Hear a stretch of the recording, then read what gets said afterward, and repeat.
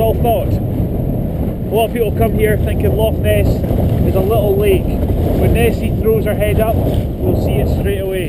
It's absolutely massive. From Fort Augustus, where we left, to Loch End up there is 24 miles, 38 kilometres.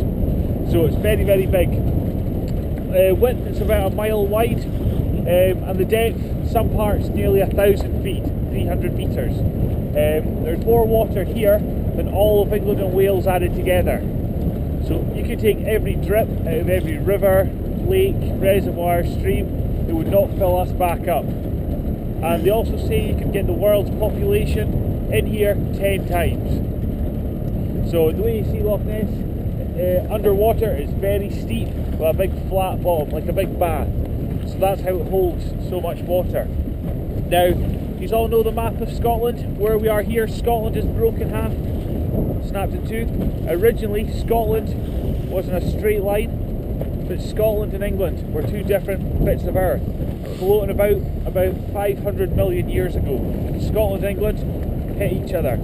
Of all the countries to bump into each other, had to be England. So we hit England. This part of Scotland snapped in half, and it created a fault line. And the fault line goes from the North Sea way up there, comes right underneath us, and goes right out where that U shape is, out into the Atlantic Ocean. And it's about 150 miles long. Now it is an active fault line. Scotland is slowly pulling itself apart. That side over there is going up there, towards about Scandinavia. That side there is going that way, towards about Jamaica. We all live on that side there. We're ready to go. It's not going fast, it's going about that much every 100 years. So not a great pace. People think because Loch Ness is so big and deep, that's why the water is so black. That is not the case. All the mountains around us have peat. It's a kind of soil, and every time it rains, tons and tons of peat gets washed into Loch Ness. And because the water is so cold, the peat particles take years and years to settle to the bottom. And almost every day in Scotland we have rain, so every day tons and tons gets washed in. In small quantities the water is crystal clear, I'll show you, but in large quantities like this, it's black. So you see it's crystal clear. But in such big quantities it's just black. Okay, that is another reason why people do not come here with cameras or submarines, because the water is so dark. When you go down there with big lights, the more lights you shine, you cannot see. It's like driving in snow. When you drive in snow, put more light, you get flash, reflection back. It's the same with peat particles, shine, and lights do not work down there. Okay. There is lots and lots of fish here. In the top line you get salmon, trout, pike, eels, stickleback, common fish. Go very deep down, there are two fish. Arctic char, you've ever heard of Arctic char? Nope, they're a sea fish. They normally live the North Pole, around Canada, Alaska, but they got trapped here during the Ice Age, because during the Ice Age this whole area was under a mile of ice. So where we are was very, very high, so all that weight had the land pressed. So up there then was then open to the sea, so all these sea fish, monsters, anything were swimming in and out, no problem at all. As the ice melted, it slid away, it carved out Loch Ness, and the weight came off Scotland. Scotland rose up. All the fish in here got trapped, and Arctic char, related to salmon, they evolved for fresh water. All the other fish, they died, and Nessie ate them and stuff like that. So that's why we have Arctic char today. There's another fish in here, a big scary fish called ferox trout. You've ever heard of ferox trout? No. They are a big brown trout, but ferox means fierce.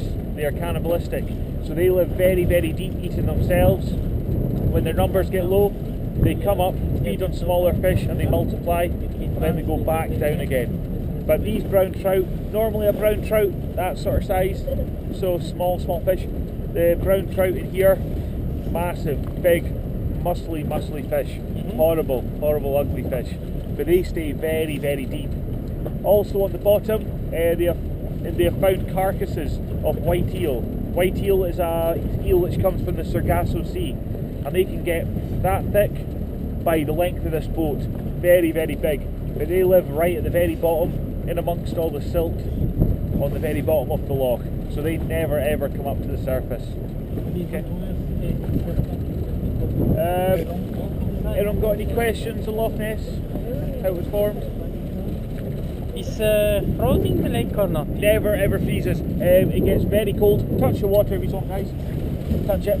It never gets warmer than that. That is about the hottest it'll get.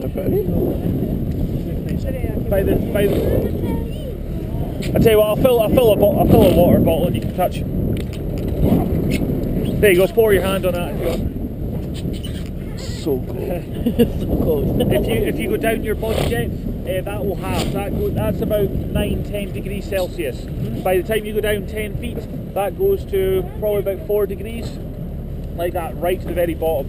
And in the winter time, the air temperature minus 25, the water on surface starts to freeze.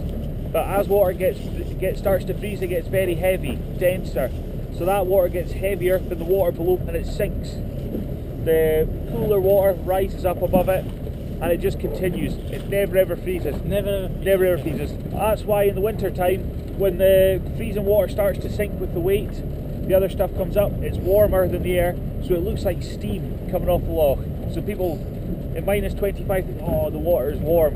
They go to jump in, it's 4 degrees. It's not warm at all, so it's a lot of optical illusions, but never ever freezes. In the summer, the surface can get to about 12 degrees, but that's only the top, that much. So you jump in, it's bad. A lot of people get a lot, like when they jump in, they can't breathe because of the cold, and then their muscles start to seize up, so you cannot swim. It's very, very dangerous to try swim. A lot of the rivers around the loch, people swim in them no problem, but in the loch it's not advised, not good. Also, there's lots of rivers come into Loch Ness which bring with it currents and stuff, so you'll be swimming along, then you get pulled underwater by underwater currents and stuff, so it's very, very dangerous. Okay, anyone got any questions about Loch Ness yet? What we'll do is we'll cut across the foyers and then we'll go to the castle. Okay, any questions or problems, just put one of your hands up. Okay, guys.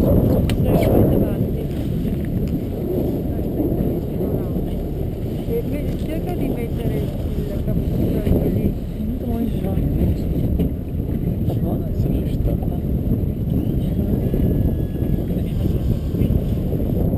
Muito longe.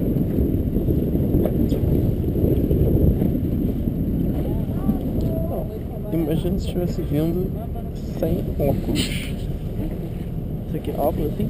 Ah, mas eles dão Google. Eu sei. Ah, mas... Não, sem é impossível, a gente não vai ver nada.